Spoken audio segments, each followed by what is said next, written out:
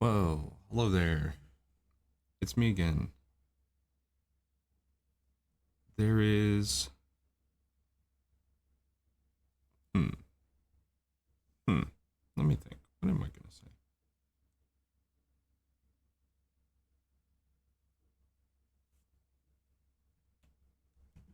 No, I'll think about this for just a second.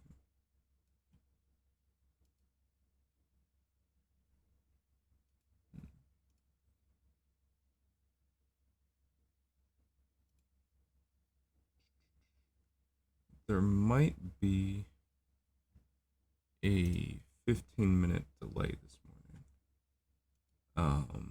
Because there's something I need to do that I forgot about. That also involves coffee. So I will be right back. Maybe in like, let's see, I'll write a little note here. In 10 minutes?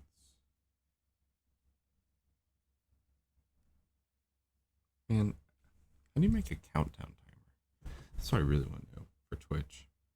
I want to know how to have a little countdown timer so I can just say, hey, I'm on pause for just a second.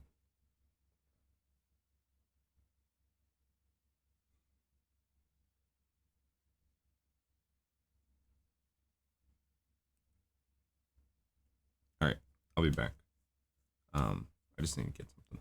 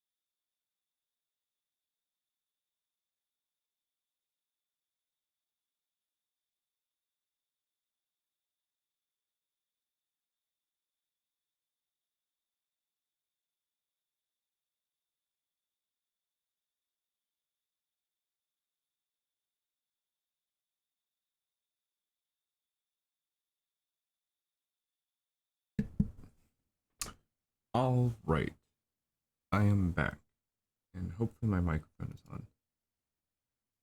Hey, it is. Okay, cool. Um, cool. All right, so this is session 20. Jeez Louise, 20 sessions in already. um, man, sure has been a lot. Let's see, which layer is this on? So, I guess I get to do my little introduction. This is the Master Shots Volume 2 challenge. It is a challenge that I've developed that is based off of the book Master Shots Volume 2 by Christopher Kenworthy. And what happens is I combine two random sections from the book, and then I have to draw a scene in real time based off of the two sections. So for instance, there might be like section 2.5 and section like 8.8, and I have to write out a scene and storyboard it based off of those two sections combined. And ideally, I finish it in 22.5 minutes. That'd be one drawing session. But history has proven that I tend to make these scenes way longer than what is required. For instance, I think last session was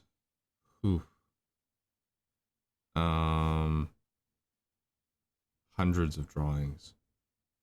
Like literally, I think last session was like way too long. Either way, sorry. I mean, it was cool. It was cool.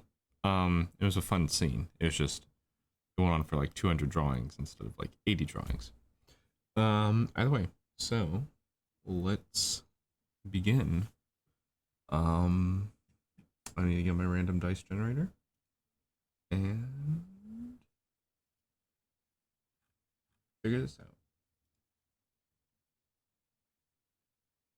Hey, 38 was rolled. You know, I need to have a second screen with like a little fun animation or something like that. That's like you can see the dice rolling. All right, so now what I do is I go to the book and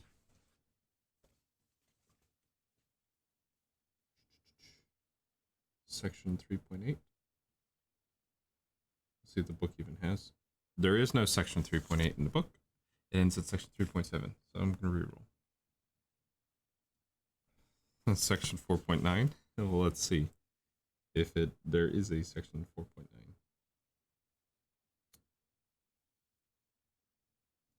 Oh my goodness. All right, fine. Section 1.8. All right. We're gonna have to roll the dice 3 times just to get this one. Okay, section 1.8. I like this. Because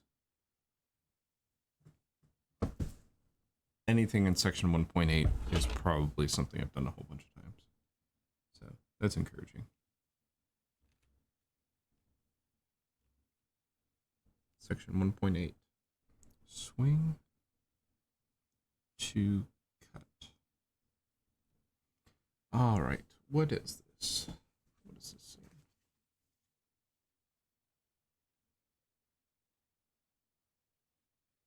I'm reading the prompt right now.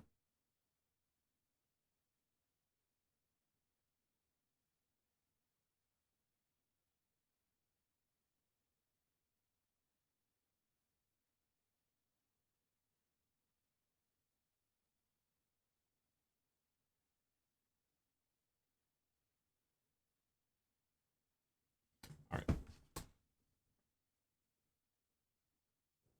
Okay. So swing to cut, based off the book, is essentially when you have, let's say there's a character who's approaching another character. See, here's a character over here. Maybe he's drinking a slushy or something like that. So here's character 1, here's character 2. So character 1's approaching, and the camera is gonna swing out. as he's getting closer.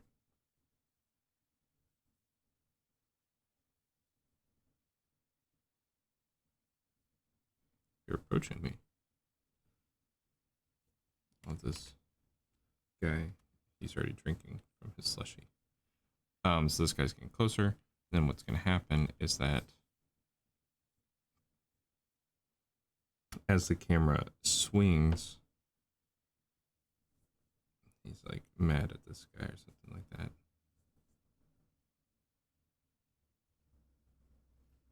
Yeah, here's character 1, here's character 2. What's going to happen is that then there's going to be, I'm going to move these all up a little bit. A little too close to the bottom of the screen. What's going to happen is that momentum from his movement is going to carry over into a cut where, like an extreme close-up or something, where he's like, getting all up in his face. So this is character 2, this is character 1. So yeah, that's basically swing to cut. This is, I mean, this is really just kind of a basic eye tracking thing slash knowing when to cut. Yeah, I don't, there's nothing too complicated about this. I think this is pretty basic. It's just maybe, I'm gonna try and find the scene on YouTube that it's referencing. Because I'm not seeing anything too special about this, other than the fact that a character is moving and then it's cutting on that action. So who knows? Yeah,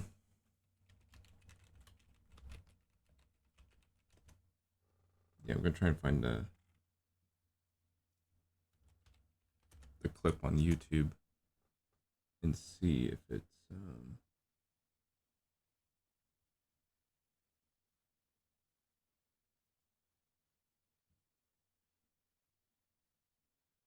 the examples used from 21 grams.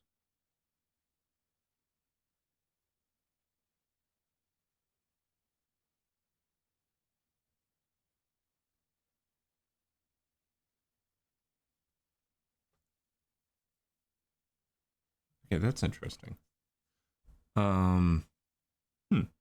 Okay. Example from the movie doesn't actually really match the book description. Whatever. Learn something new.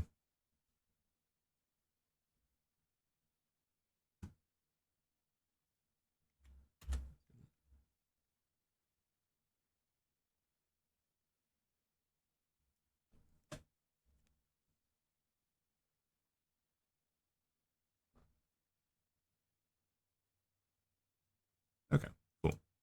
All right. By the way, I see the technique that's being used. Yeah, so this is good for building tension slash, yeah, it's good for building tension. All right, let's roll the other dice. I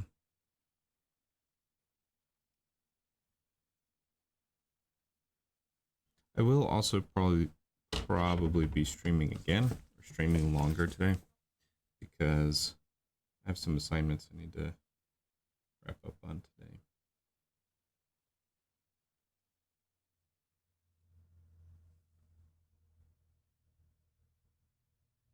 Okay, 6.6.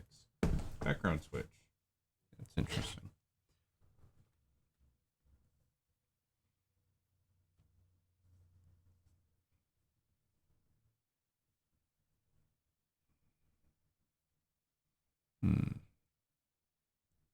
Actually, I haven't taken a drink of coffee yet. Okay, so background switch. I think I know what this is. Offhand.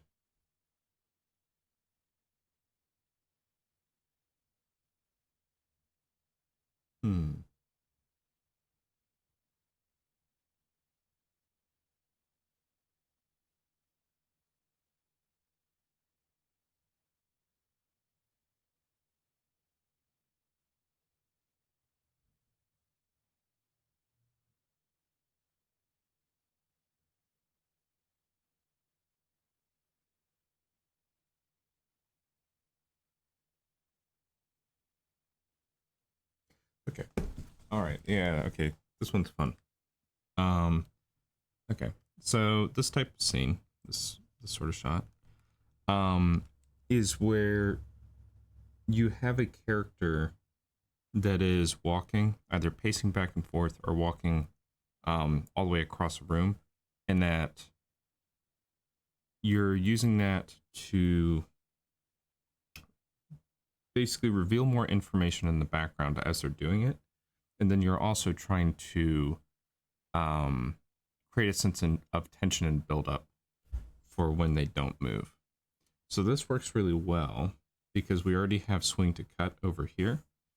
And so then with background switch, if we combine those two, we could probably start with background switch, and then it's going to lead to a swing to cut.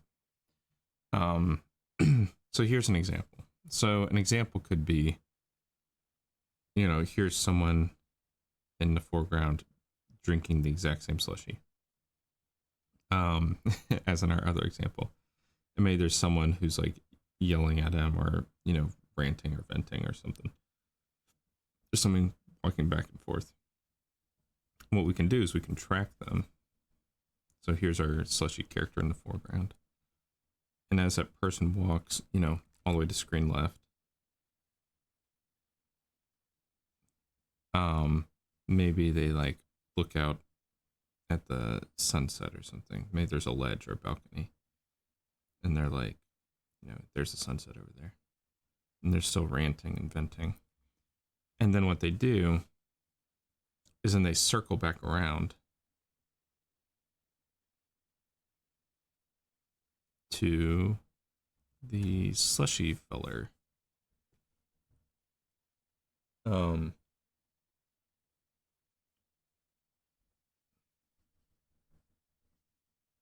And so then now they are back here. And they are talking to them. Now there's a bunch of different ways you can do this. But yeah, either way, the main reason for this is you get character acting, which is nice, like full body character acting instead of just close-ups. So I can allow characters to walk around. The other thing is that you could very easily, so you see here how I have him walk over onto screen right. So character number 2 is back onto screen right. So here's character 2. Character 2 goes to screen left. Character 2 is now solidly alone on screen left. Character 2 is now crossing into the middle. Now character 2 is on screen right. Technically what I could have done is just kept him on screen left as he approaches our slushy character. And he's like, yo, the Empire's pretty chill. Maybe you should like join it. There, I did it. I got the joke in today.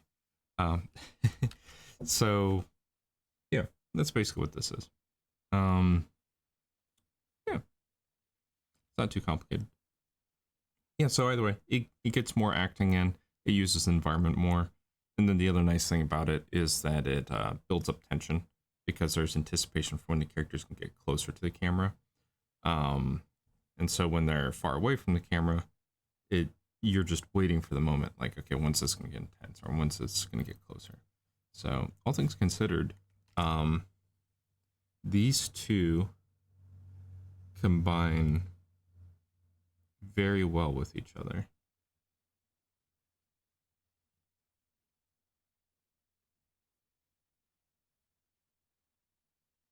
So yeah, no, that's good. Give me a second. I have not actually drank my coffee yet. Like I poured it and everything, and then I just didn't do anything with it. I should drink it.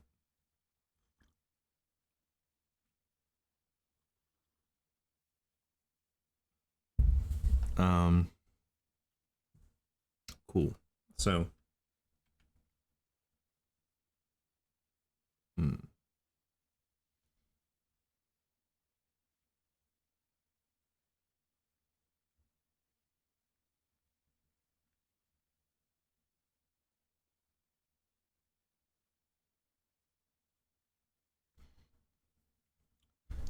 Let's see.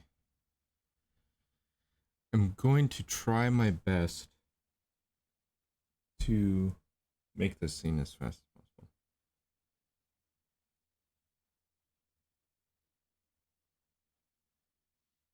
And yeah, let's see. I think I have some ideas on how this could work.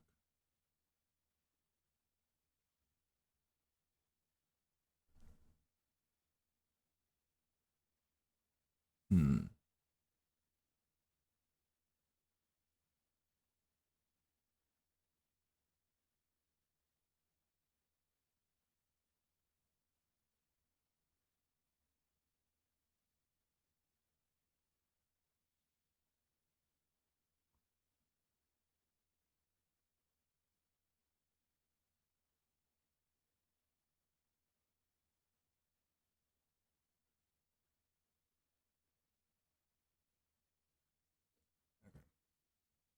All right, let's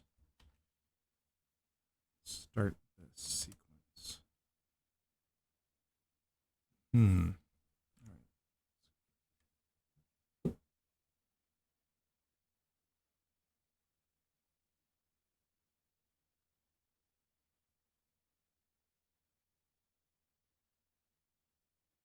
Sorry, someone messaged me based off my actual job.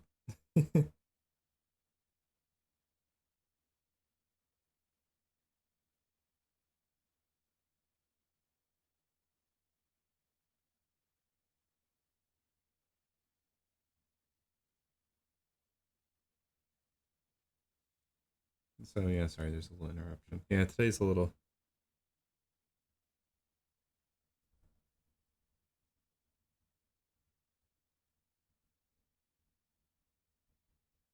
Hmm. Um. Yeah, sorry, this morning's a little disrupted. Um, I'm doing some things for my actual job at the same time, a little bit earlier than normal.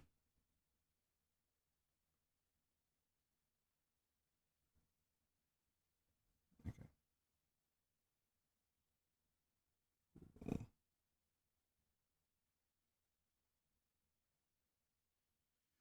All right. Sorry. Pause.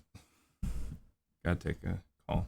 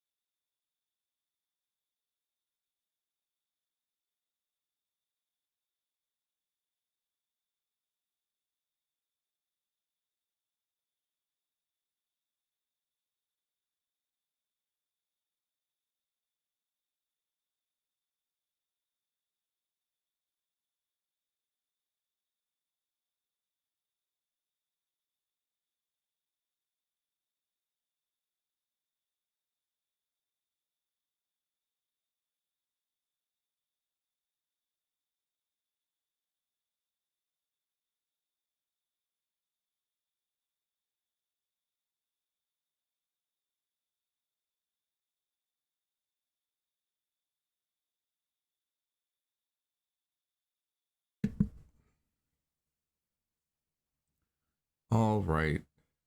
Well, I'm back. Um, so cool. That was a long delay.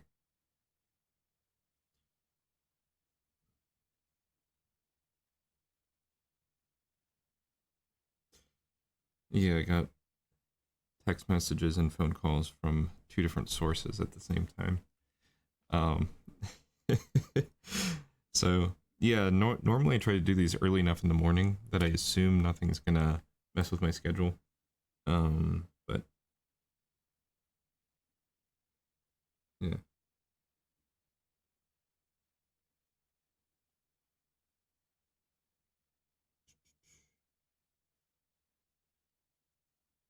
yeah, busy morning on my end. Okay, let's see. Yeah, I'm 44 minutes in. So yeah, when I upload this to YouTube, I am definitely gonna edit this down because yeah, I'm 44 minutes in and I've only done like what 10 minutes worth of content, maybe. Okay, cool. What are we doing? We're doing swing to cut. We're doing background switch.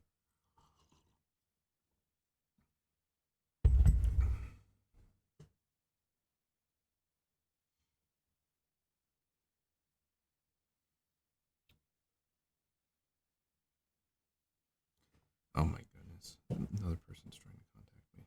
Okay, that's it. All right. I'm turning off my cell phone. I don't know why it's a busy morning this morning. All right. Cool. All right, let's do this scene. You know what? I'm gonna be lazy. I'm gonna. This is the laziest thing I could do. All right, I need to get my interval timer out. Uh,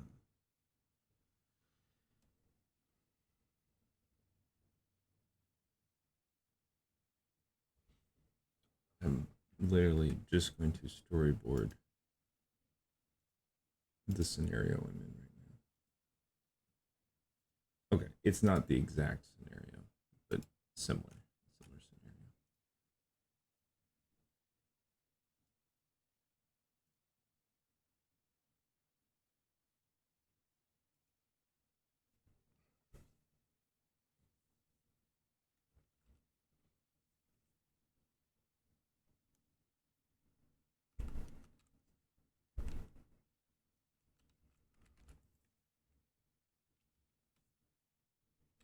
Okay, cool.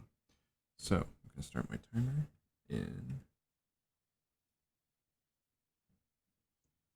5, 4, 3, 2, 1.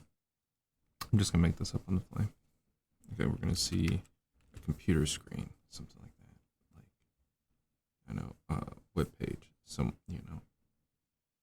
There's text messages, or this is someone who did not discover the fact that most social media should be done on your cell phone. But we have some sort of something going on here. Camera's gonna pull back a little bit. And maybe there's another computer screen over here with some sort of YouTube video going on. Camera pulls back.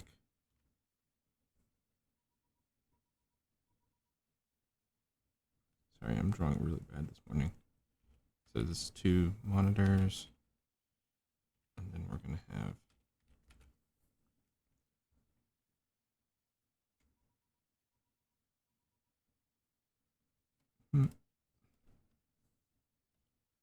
okay. Camera rotates a little bit.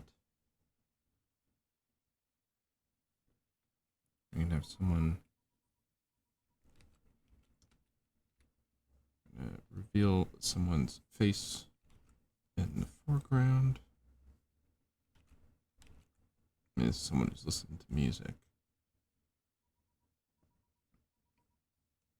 So here we can see that one computer monitor with the videos. Here's one with the text messages.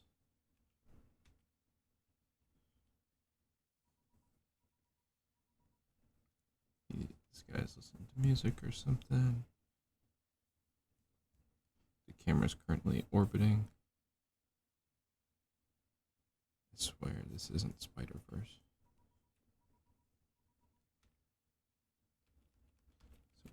Out. He's going to go down to screen right.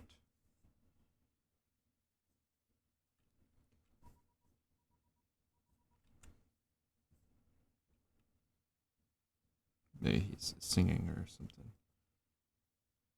And there's something in a door in the background.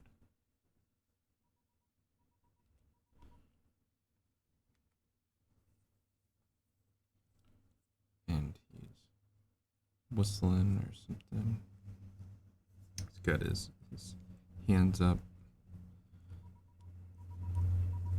He's got his Cintiq pen or something. Here's the door. He's listening to music. And we're gonna have doorway here.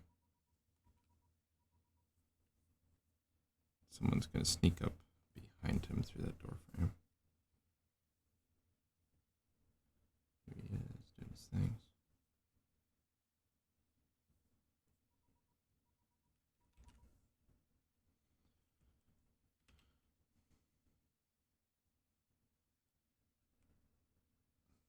Might need to change the brush size here.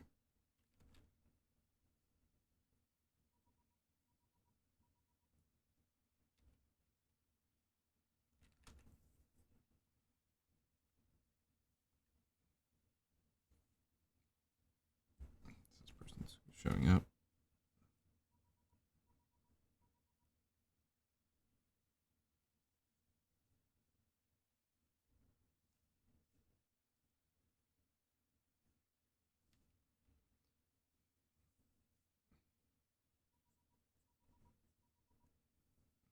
He's still listening to his beats, his music.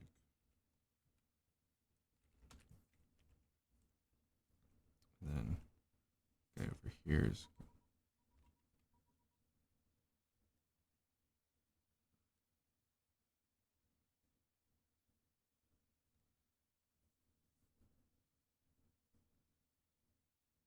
sorry, I'm just getting into character acting now and animating.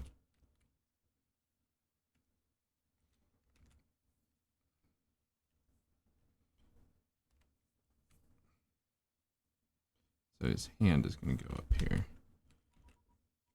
This guy's maybe a little irritated. Oops, forgot to give him headphones.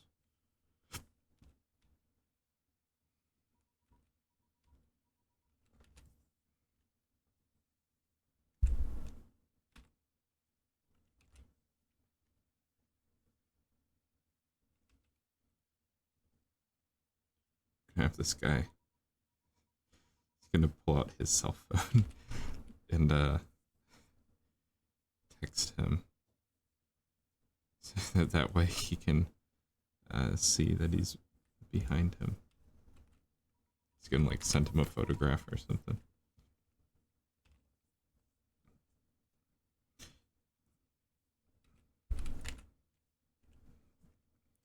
So he's gonna get out his cell phone.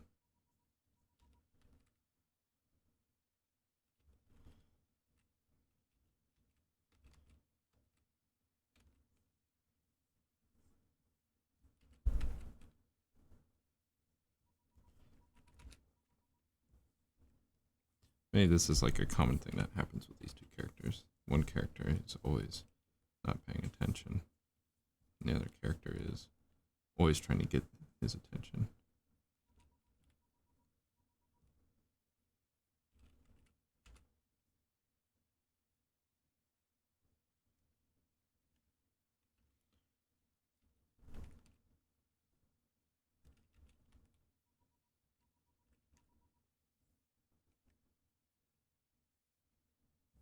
Have his hand crossover. This guy really likes his music.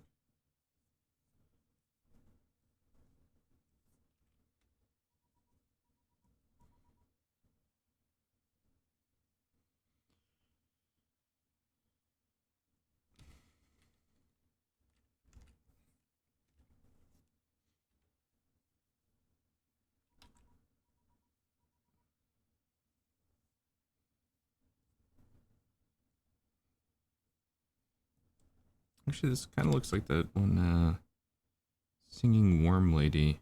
No, the what was it, the Earthworm Jim reboot that never got made. There's the one girl with the music and her head just kind of bobbing up and down. I don't even know whatever came of that.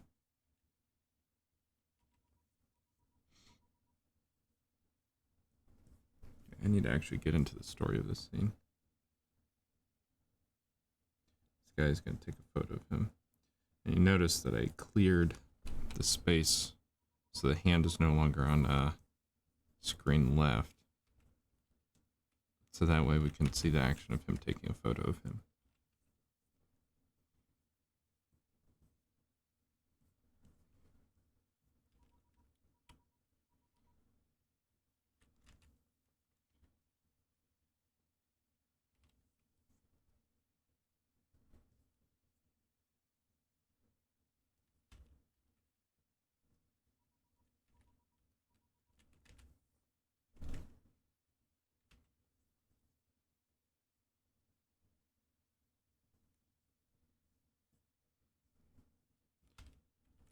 And then he's gonna get a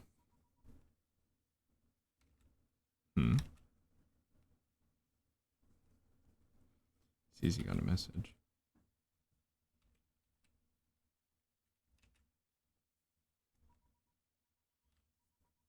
It's gonna be like a photograph from behind his head.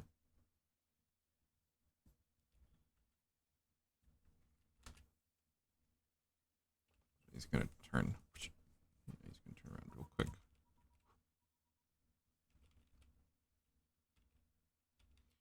So I'm gonna.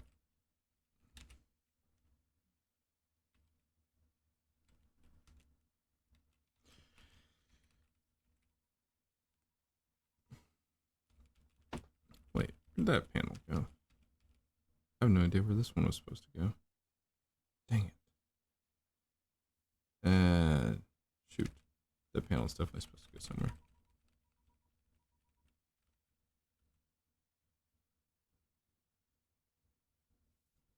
I think it was supposed to go here. It is. Yep. That's where it's supposed to go. Okay. Cool. He's doing his little thing. We're going to cut to wide. And we're going to see he's in his chair. We're going to see his computer screens.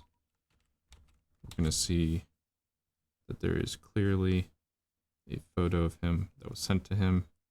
So at the back of his head, in his chair. So it's screenception. I mean, this character has a whole bunch of different screens in front of him. This is how you know that this character is into tech. This guy has crypto or something.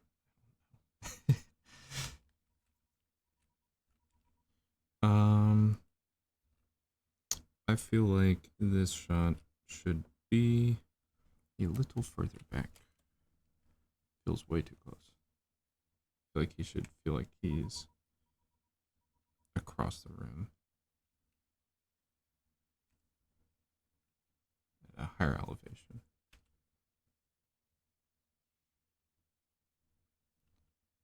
That might be too high of an elevation, but I'm not reboarding this. I'm lazy.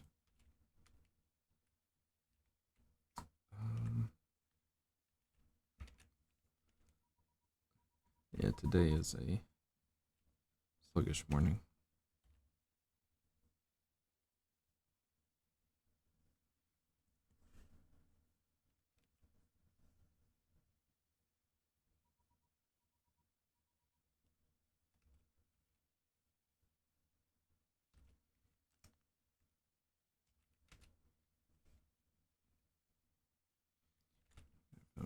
Roll back just a little bit.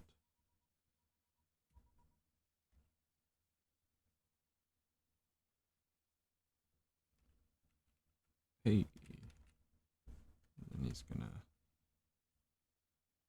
I don't know. I'm gonna put these on two different layers. It's too tricky.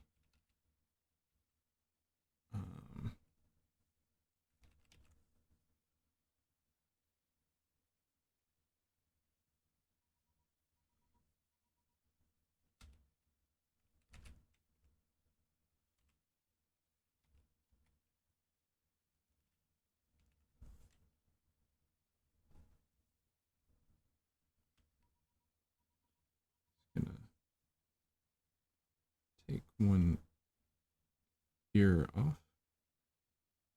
and just displace it. It still has the other ear in.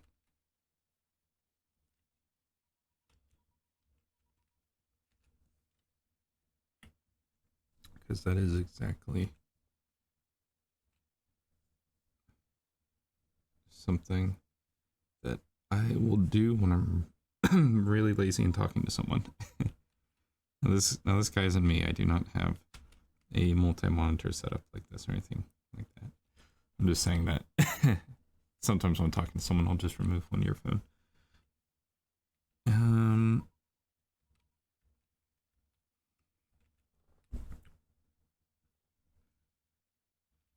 And then I'm gonna cut to a center shot of the guy in the doorway.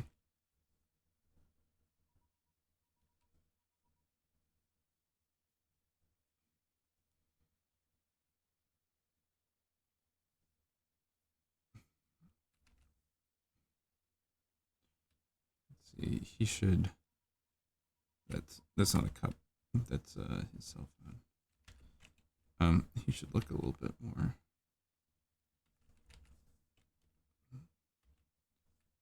Maybe there's some like secret information that he's withholding. He knows something that the guy in the chair doesn't know yet.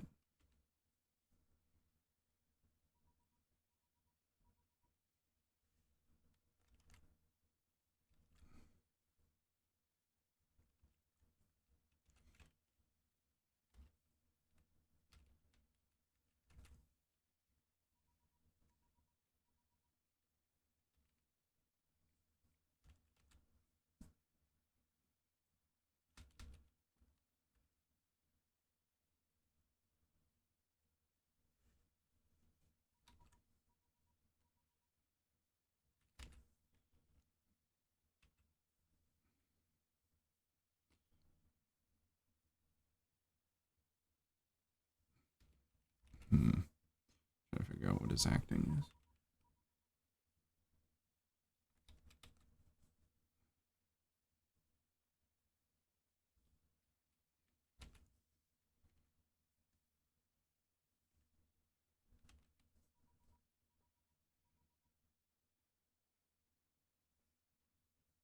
Maybe he's asking him some sort of question. It's like, so, did you actually do the thing I asked you to do?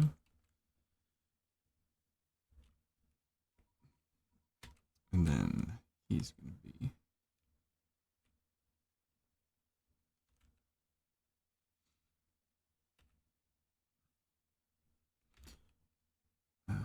that is weird. Did not actually paste.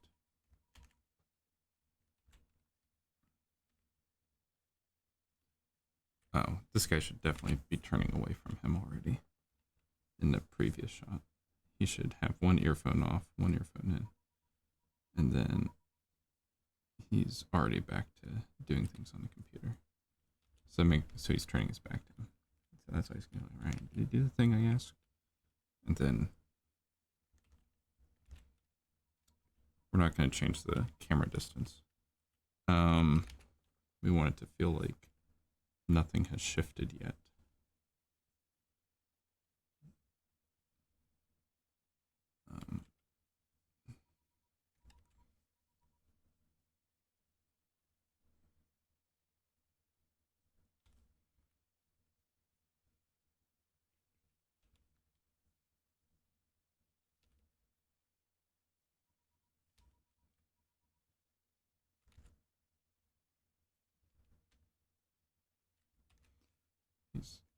He's still typing and doing his own thing.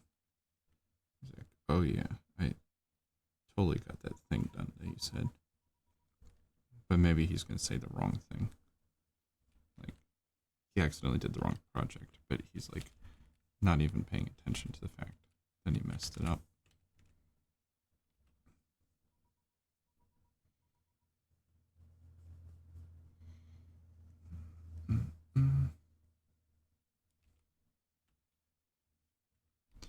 And so then this guy is going to react to the fact that he now realizes that this guy is not listening to him.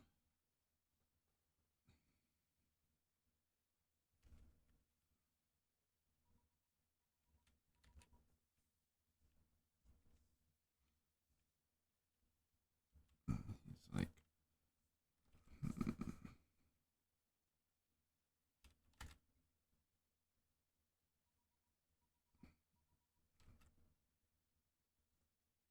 he's like, the which thing?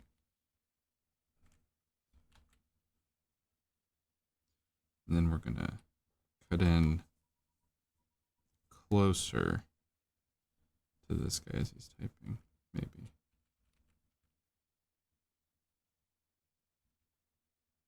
Because it's gonna drive home the point that this guy's not listening to him, and his response is not connected.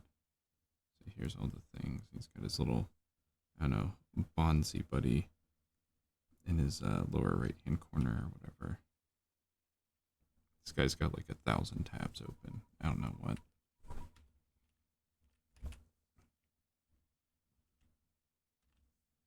He's just gonna turn his head partially when responding to him.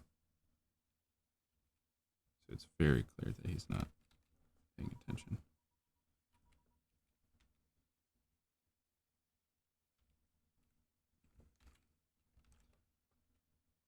And then,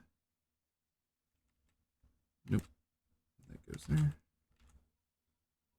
And let's see. Hold on, sorry, I haven't brought the chat up in a while. Because I wasn't looking. Just paying attention to this. Okay. So he's clearly not paying attention. So then we're gonna cut into this guy's expression.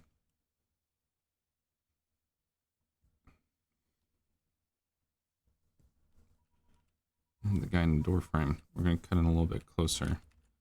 And then he's gonna,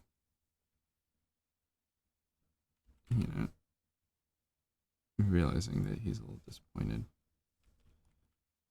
with that response because he realizes that this guy isn't listening to him. And then what he's gonna do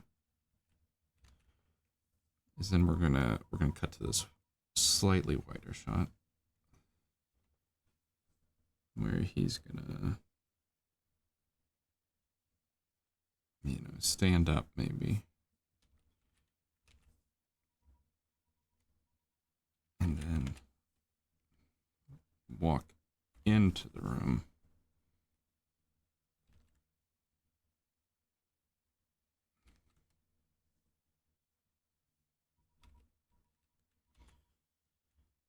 Which is then going to motivate a cut to a wide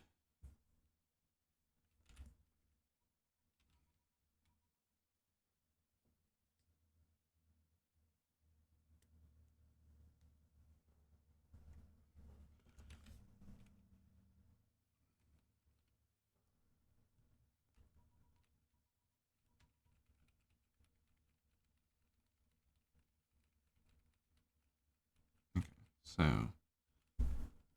what we're going to do is we're going to have our character here who has all these computer screens in front of him, or wall of monitors. Again, this isn't me. I do not have a wall of monitors like this.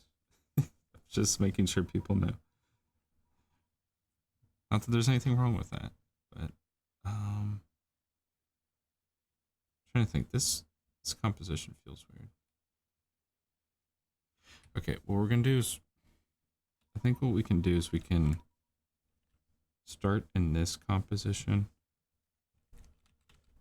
This is a really weird composition. I'm not gonna lie. And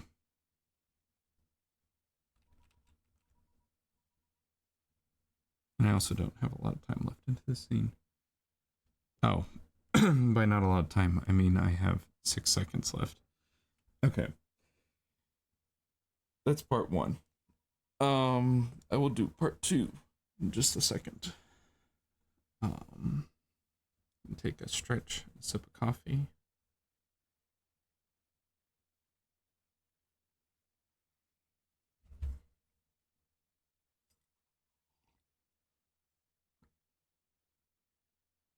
And then I will continue.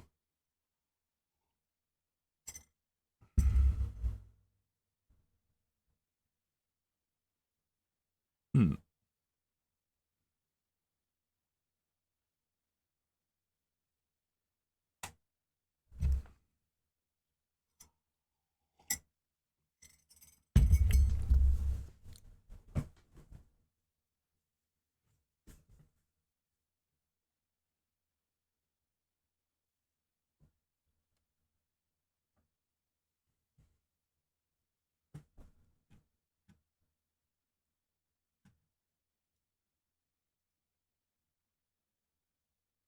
All right, taking a little break.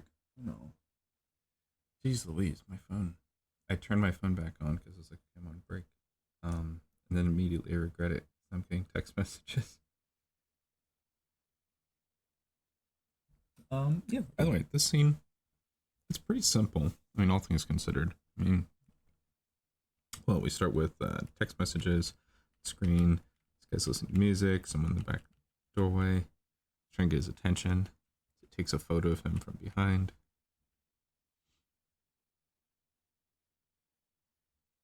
And that guy's not paying attention. He's like, "Hey, did you actually do the thing?" He's like, "Oh yeah, I totally did the thing, Project B. We'll just say it's Project B." And he's like, I wanted you to do Project C." He's like, "Oh yeah, no, I totally did Project B." He's like, "Huh, okay, you're not listening." And so he's gonna walk into the room, and then what we're gonna do is he's gonna go over to screen left. He's gonna walk around, maybe pick up some items or something that's relevant to the plot.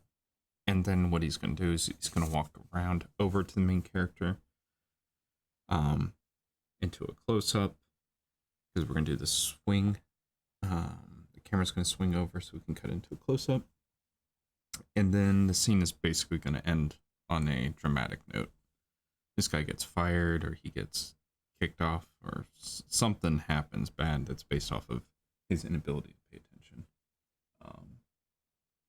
So that's where I'm taking this scene. We'll just see if it actually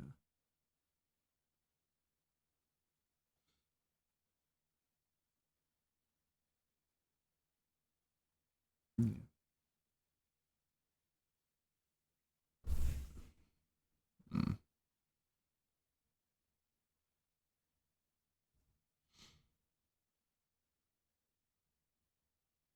Okay, cool. I think I can start the next interval timer. Cool.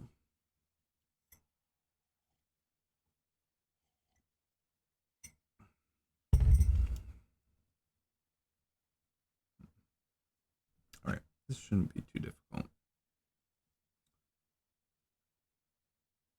On a side note, I might eventually do an analysis of the movie The Illusionist.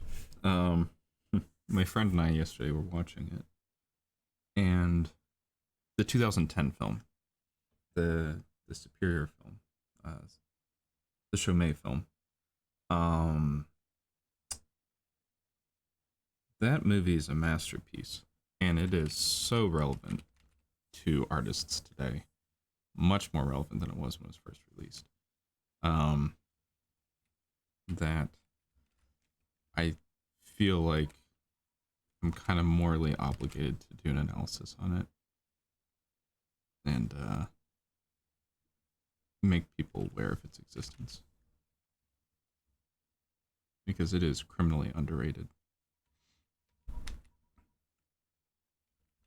this guy needs to look bigger. Nah, I'll shoot it with a really, really wide lens. So I don't even fully know what this composition's supposed to be. Which is a little bit problematic.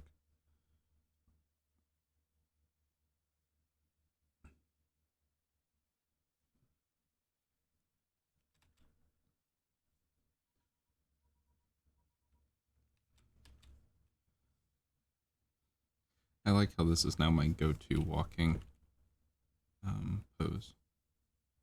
Didn't used to be. I didn't used to draw walking poses like this.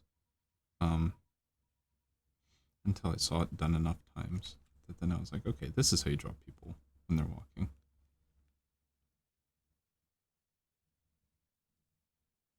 It's gonna be like a big room, a whole bunch of windows or something. Something, you know, with blinds. I don't know where this character is or why he's in such a big space with blinds and whatnot. We're gonna have this character. He's like walking and talking or something like that. No idea why.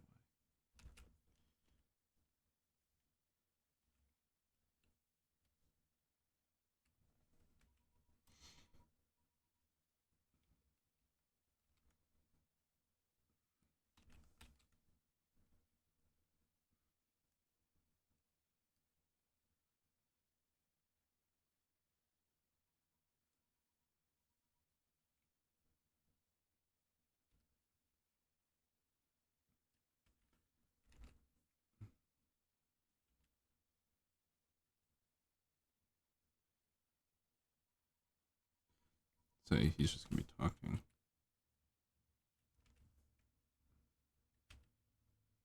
He's gonna like look back at the camera just a little bit.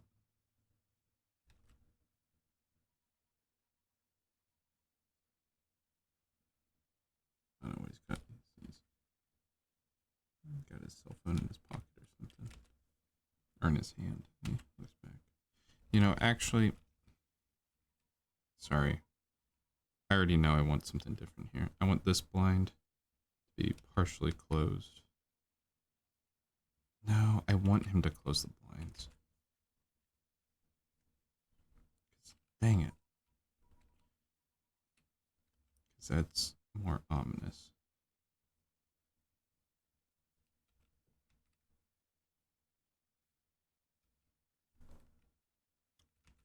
Sorry. This is going to be tricky. I'm going to have to redo things I've already boarded.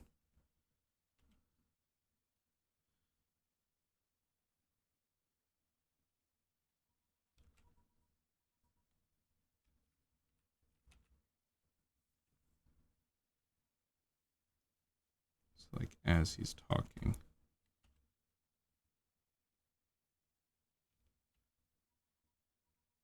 he's lowering the blinds. This to the audience is kind of like a red flag of sorts.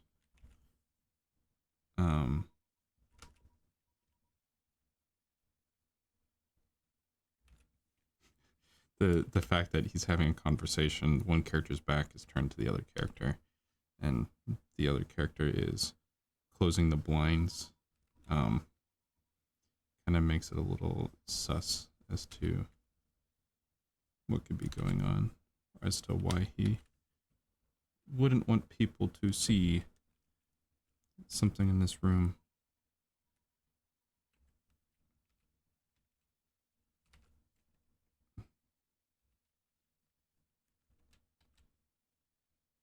Don't worry, he's not going to murder him. Why would you think that? There's no way that I'd be implying that.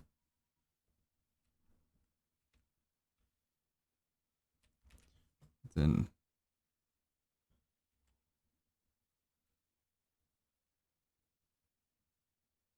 it's one of these crank window blinds. I don't know if you guys have ever used them, but there's these window blinds that have like a little crank shaft kind of thing, and they're actually a lot of fun to use, all things considered.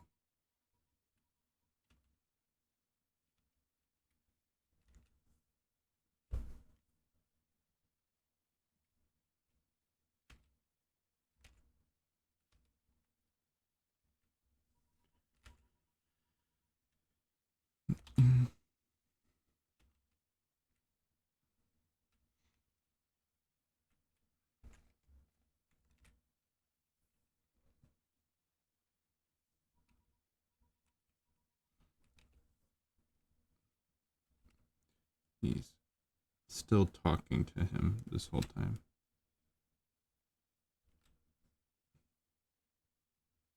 As he's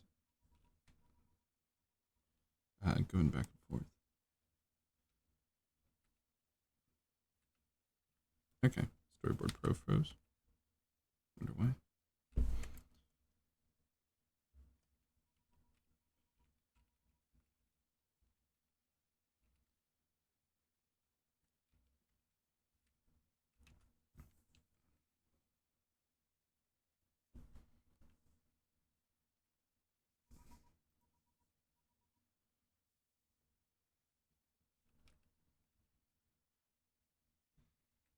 And, all right. Okay, that's why it's freezing.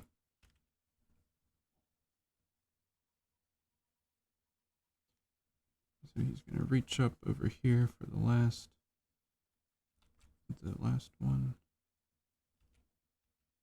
The last mechanism. Crankshaft thingy. The blinds.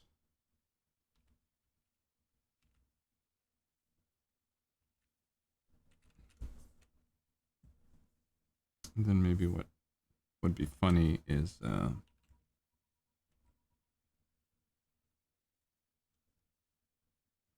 maybe he's like delayed for a second. Because what happens is the guy in the computer accidentally says the right answer. He accidentally says something that makes this guy reconsider. He's like, wait. It's like, really? It's like, you actually... So somehow the guy that's over on in front of the computer said something that was actually intelligent or like correct for this situation. So this guy's like impressed by it. And so then he's gonna say another response. And then the guy on screen left realizes he like maybe looks out the window for a moment. It's like,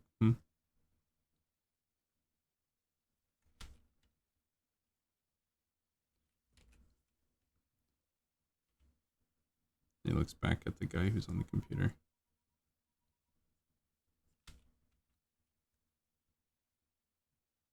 And realizes that the guy on the computer actually doesn't know what he's talking about. That he accidentally said something accurate, but not intentionally.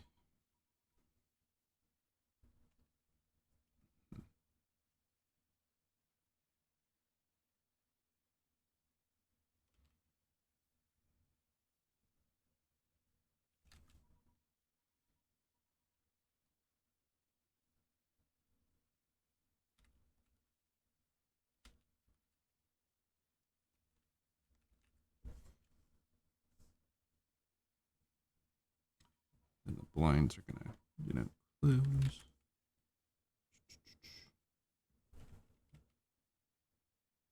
Oh, howdy. Hey, Steve. Sorry, missed your message. I don't know when you sent it.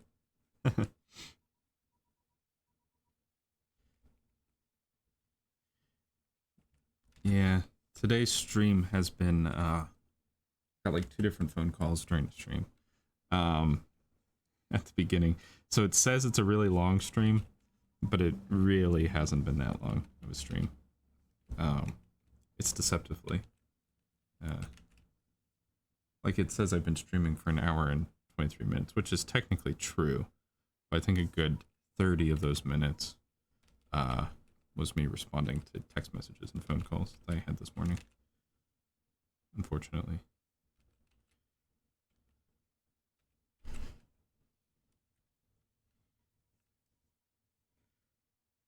Let's see, what's my... Alright. I'm gonna have this character just continue to walk around the room to screen left. I think this is kind of an interesting gag that we're doing here, where he is just walking around the room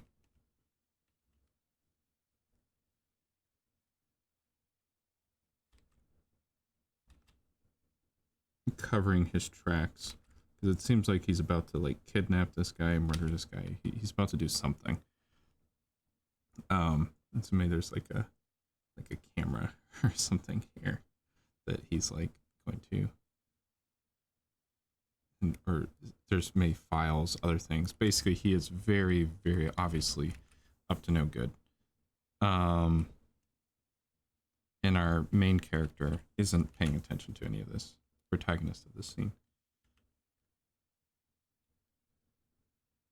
because he is distracted. So this is a long take that is building up tension for the fact that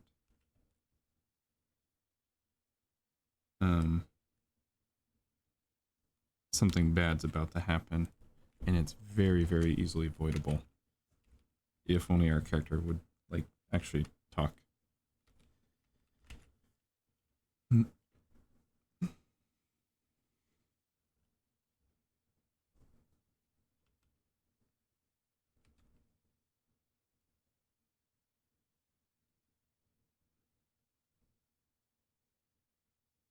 Now, granted, on a security camera, there was already footage of him entering the room beforehand.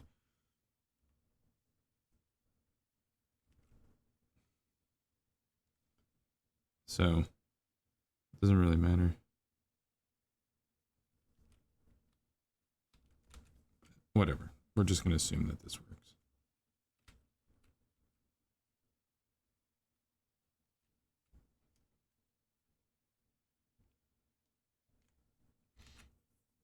And he's going to go just a little bit further.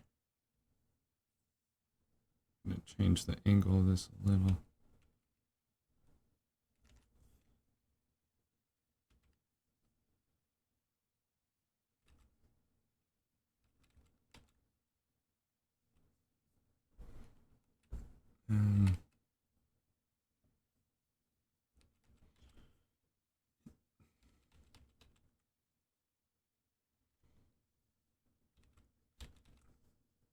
And he's gonna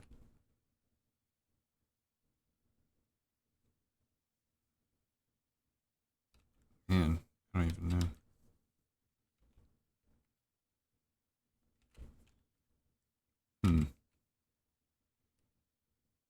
Maybe there's another little window here.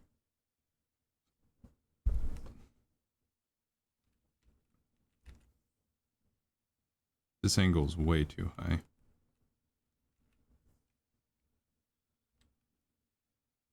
Just an FYI. Or way too low.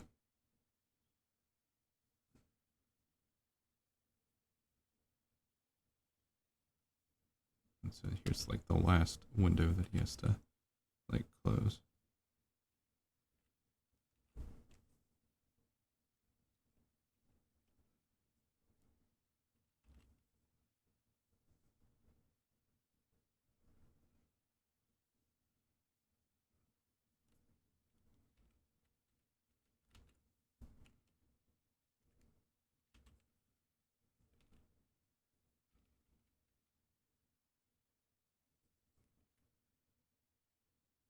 He's like, I totally understand. He's trying to be nice or something. He's gonna walk over here.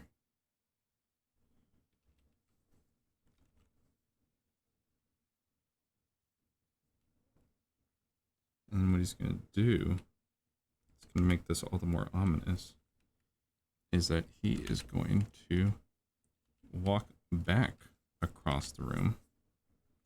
Now at a much closer distance. Oh, maybe he's already, maybe in this shot, he's like getting some gloves out. Stuff like black gloves. He should have done that sooner. Oh well, whatever. I don't have time to report it. Like, maybe he's putting on some gloves. You know. He should have done that at the beginning. Oh well. again, I'm writing this as I go along, so like I don't know where the scene's going until I get there. And so then he's gonna go all the way back to the beginning of this shot, which was at the door across the room.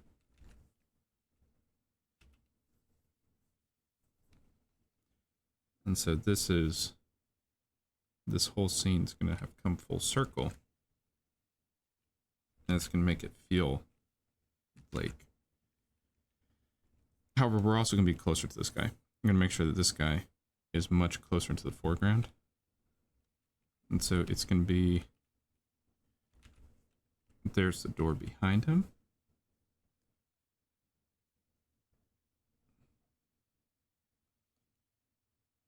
And this guy is going to the door. And he's going to close it. Again, as I said, I find it... oh, my timer froze. Jeez Louise. I don't know what section I'm on.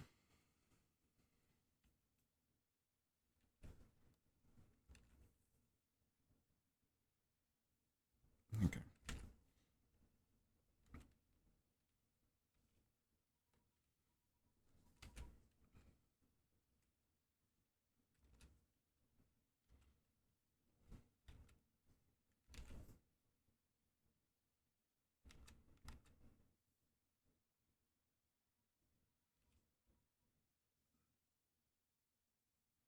I don't know what expression this is.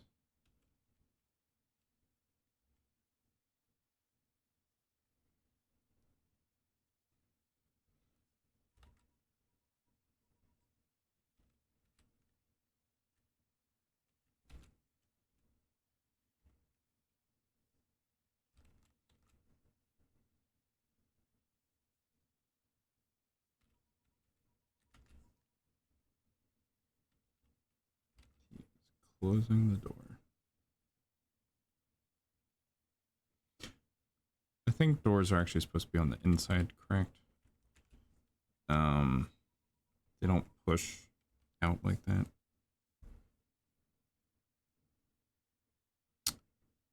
I forget. I know there's a rule for like door codes, like whether they swing in or out in an office building or something like that.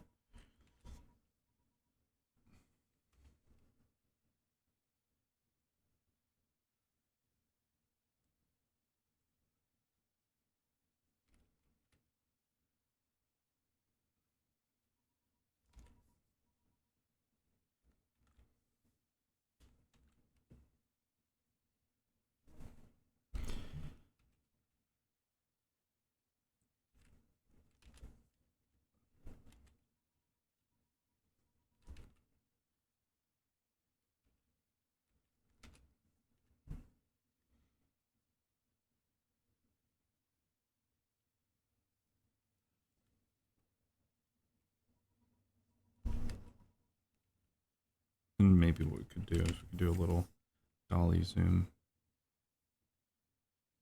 Or, yeah, we'll do a little dolly zoom. So what's happening is that the background is going to creep up faster.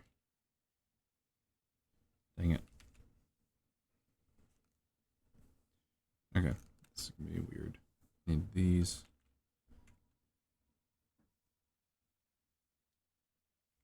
In the same group as these.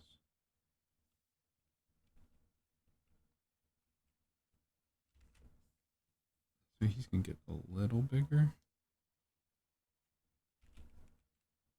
But not a lot.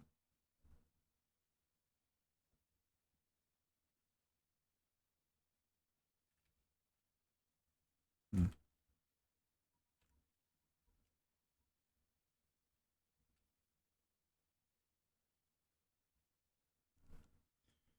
Let's see. I think the easiest way to do this would just to be to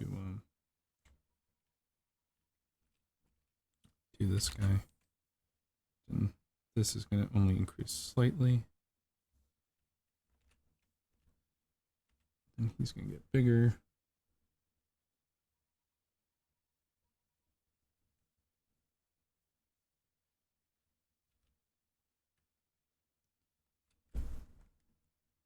And then we're gonna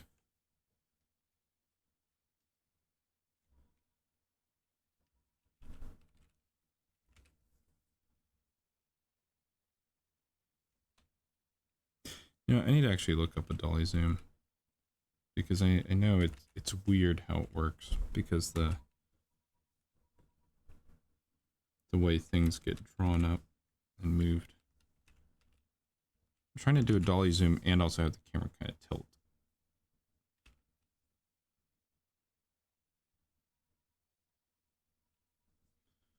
So it's like he's getting closer, but I can tell that I've done it wrong already, but whatever. Maybe I should just put a note that says Zolly.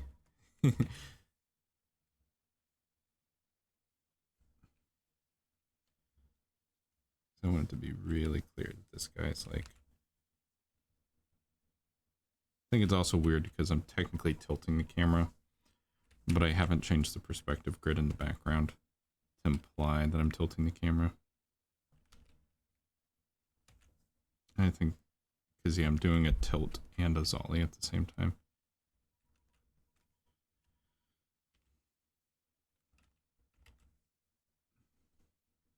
Have this guy look ominous behind him.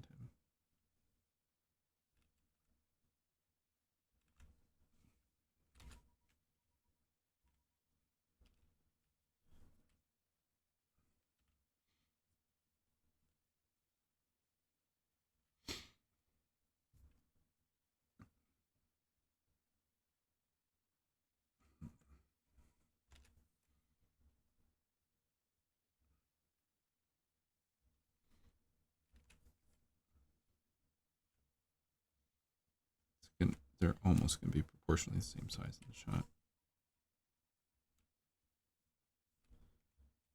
Yeah, this is not the correct way to do this exactly.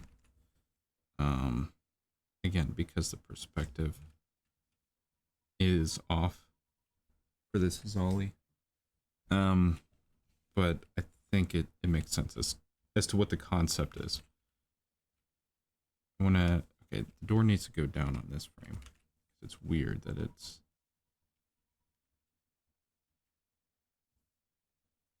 Yeah, the camera's also kind of technically having to turn in,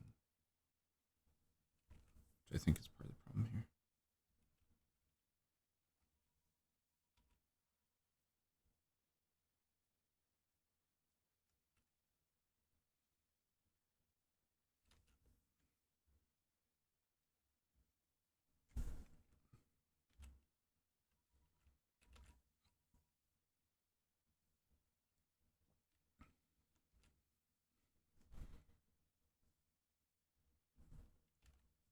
This guy's like, yeah, sure.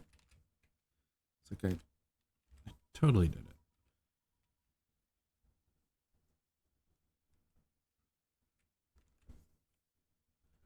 Then what's going to happen is he's going to turn. This guy's going to look screen left for just a moment.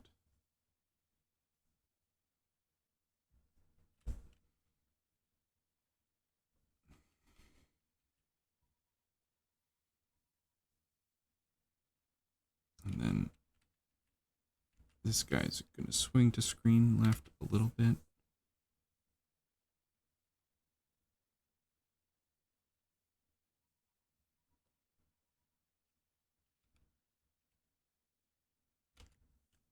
And that guy's going to swing to screen right.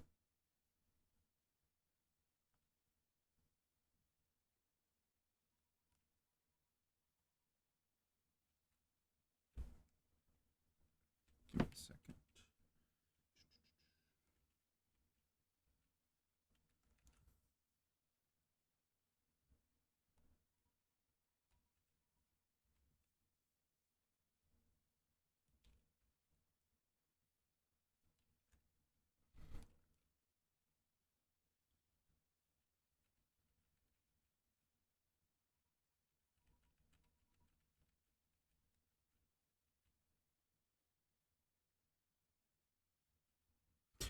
Okay, hold on. I need to pause.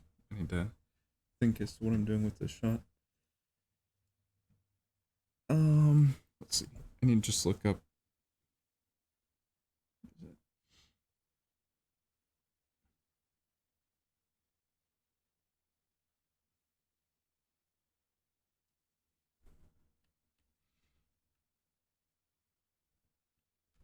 Man, this guy should have pulled out some sort of like tranquilizer device, like right in this frame.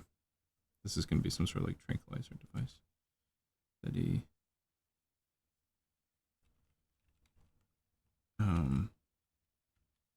So this guy's gonna turn, and the camera's gonna swing. And what's gonna happen is the tranquilizer device is gonna be like right behind him at like point blank range. I don't know what this tranquilizer device is. I don't know what it is. It's a device. And so what's going to happen is he's going to swing right into it.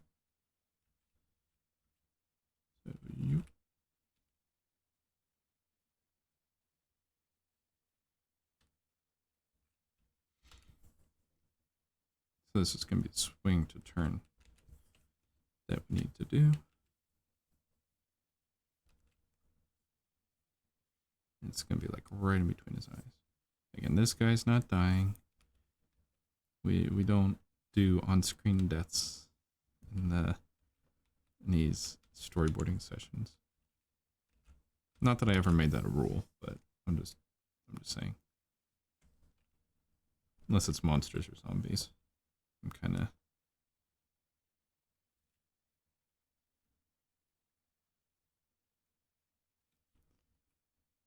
I'd rather not have it.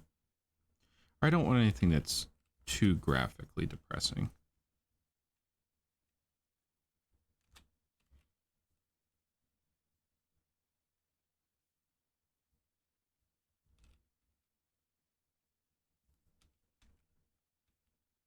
Then we'll get a POV of the stun gun or whatever. It's like at point blank range in his face. And he's like,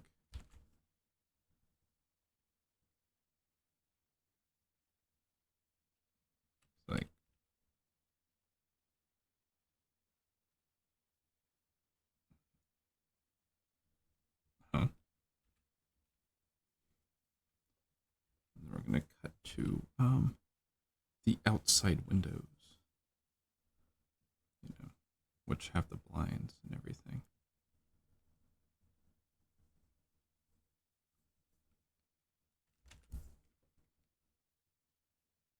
Actually, let's do it from really, really far away. That's a little funnier. So that way we can have like a foreground element. We can have like, I don't know, some sort of little, you know, smokestacks or something. Maybe some pigeons.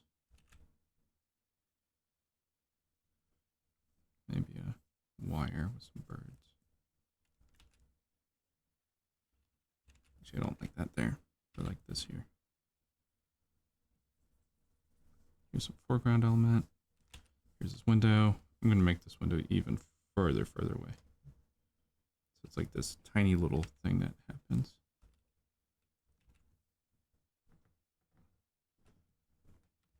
So it underscores all the buildup.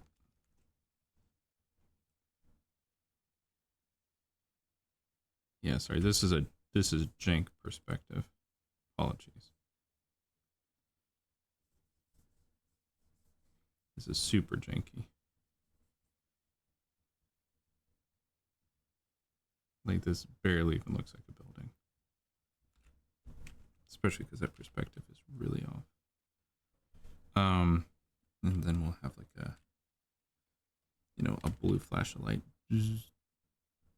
Something like that. And the birds don't even react to it. You know what? I'll add a little city skyline in the background. Something so you know where this is.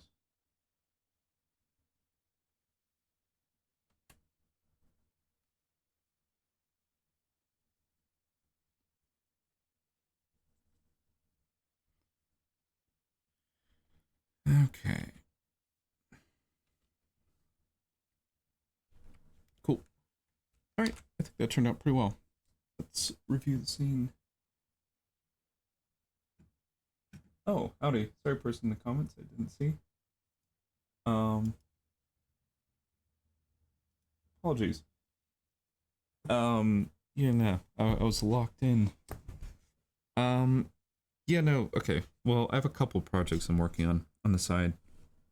One of them is that I'm hoping to have a pre-launch Kickstarter page up pretty soon. Ideally, sometime within this week or next week. Keep on saying that I'll have it up, but then I don't. Yeah, but it is almost completed, the pre-launch Kickstarter page. So that's what I've been working on. And then there's also episode 2 of The Adventures of Mock, which I don't know if you've seen it. It's on my YouTube channel. I have episode 1 up. And I technically had episode 2 up, but I forgot I uploaded the version that didn't have sound effects. And so I need to upload the version that has sound effects. But I also need to fix some of it. And then episode 3 is also nearly finished. I have 4, 5, and 6 thumbnailed, but just not like cleaned up. So there's just some things I'm working on the side. Yeah, I'm trying to focus more on anything that's a big project that I'm doing on my free time needs to actually like bring in money. Because like, so my Kickstarter page thing that I'm gonna be doing is I thumbnailed out a line per line adaptation of the Book of Job last year, which is like 2.5 hours of dialogue. Like it's really long. As far as I'm aware, it's the first ever line per line adaptation of the book. I did that on my free time, and then now I'm kind of like, okay, but like I'd like to clean it up, but like that's gonna take months and months to clean it up, like maybe even a year or longer. So I'm trying to get a Kickstarter page so I can be like, hey, look, I can upload to on YouTube animatics with audio and everything like that of a line per line adaptation of it. And hopefully people will be interested in it. And if not, I still have the version on my computer that I can look at. But yeah. But I'm also doing little mini episodes of The Adventures of Mock. Just so that not everything I'm working on is big and grand in scope and mentally taxing. Because working on Job is much more mentally tasking and difficult than working on like The Adventures of Mock or something like that. Adventures of Mock, I can write an episode in like 30 minutes or less. And so it's just fun and easy and simple. While Book of Job is like, okay, this is philosophy and theology and tragedy, and it has some comedy in it, and there's translation issues on different interpretations and commentaries, and it requires a lot more thinking. But fortunately, I did most of the thumbnails for it. Either way, here is this scene. We're gonna start. Okay, so what was this scene? This scene was to have a swing to cut and a background switch. So the swing to cut was basically as one character is approaching another character, you have the camera move a little bit. This is really just cut on action. I find it weird that the book categorizes this as like a character acting technique when really this is just cut on action. But yeah, the idea is that you have two characters, or at least one character who's moving around, and then as they move in, the camera swings just a little bit and then swings into the next shot, which is then an extreme close-up. The background switch is where you have one character who's in the background, who goes from basically screen right to left, or it could be left to right, whichever way. You have one character that goes from like right to left. So here's character 2 is now on screen left. And then you have the background elements changing to kind of add to the narrative. So when you're in a room and you only see this, Like let's say there's nothing but concrete back here, and then you see the sunset over here and he's on a balcony. That's kind of adding a little bit to the story because it's adding to the setting. And then you have the, in like where the characters are and what's happening in the world around them. Because you could also have like, I don't know, a war zone, or you could have, as I do, an alien spaceship shooting or something like that. You can use the background to tell a lot. And then you have that character switch back to potentially screen right. Or you could keep them, as I noted here, on screen left if you want to show a reversal. Just a simple role reversal. So that's the two things that need to be in here. And so let's see this scene. I had a phone call that lasted for like 20, 30 minutes. Okay, so we start on text messages on the screen, and maybe Bonzi Buddy is here on the screen or something like that. The camera pulls out. Here's this guy who's listening to music. He has all these screens up. A guy in the background at the door frame. He's like talking to him, trying to get his attention. He's not listening, so he pulls out his cell phone and he takes a picture of him from behind and sends him a text message. So this guy, he sees it. He's like, "Whoa, hey!" There's the photo that was sent to him. He's like, "Hey, what's up?" Pulls out one earphone. The guy's like, "Hey, did you get the work done on the project thingy? The thing." It's like, "Oh yeah, totally did the thing." And it's clear that he actually didn't do the thing. It's like, uh-huh. It's like, okay. It's like, "Did you do it?" And he's like, "Yeah, I'm kind of," I don't know. Either way, it's apparent he's not paying attention wherever the dialogue is. So this guy's not happy. So we pull out to a wider shot. So he starts talking. And so clearly this is some sort of risky situation they're in. So he's like closing the blinds. Because he's about had it with this guy. He needs to change up their plan. So as they're talking back and forth, he's about to close the last one. And then the guy, as they're talking, says something that makes him pause. It's like, wait, maybe he doesn't have to go through this thing where he's about to like kidnap him or whatever. He says something, looks out the window. Say, okay, yeah, I'm gonna continue doing it. So he walks over and he like, as he's talking, he like hides a camera.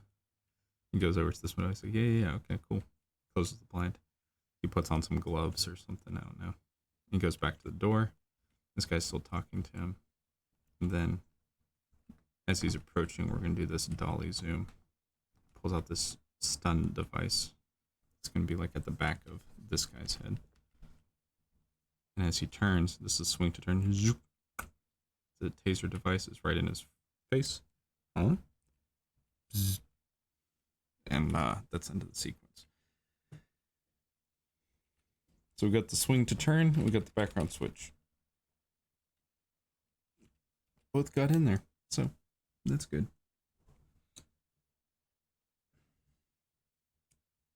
All right, well, I gotta go because I have to get my teaser trailer done, which I said I'd get done. Or teaser, I don't know, snippet. It's not the full teaser trailer, it's just a part of it. But yeah, I need to work on that. And